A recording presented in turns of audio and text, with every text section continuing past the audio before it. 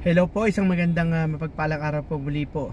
Inyong pong Pastor Al ay nandito muli para magturo at mag-aral, no?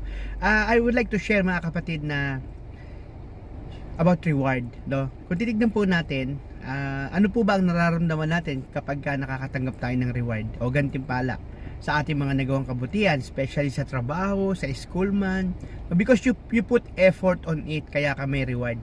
Nagpagal ka, nagpagod ka, siguro nakita ng mga amo natin sa lupa, kaya tayo nagkaroon ng reward. Ganon din sa langit. Pero sabi sa Matthew 16:27, for the Son of Man going, no, with his Father in his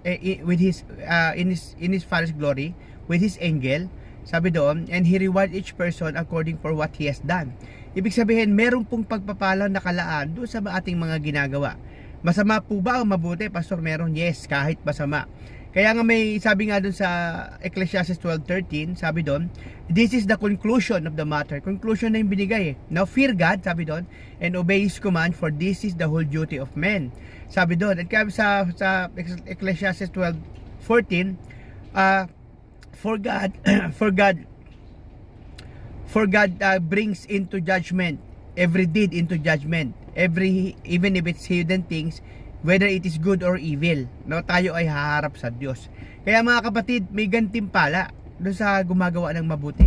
Maging maingat po tayo sa ating mga nilalakaran, and we aim the prize. We have to run to win, mga kapatid. Muli po, ito si Pastor Alan Shepherd.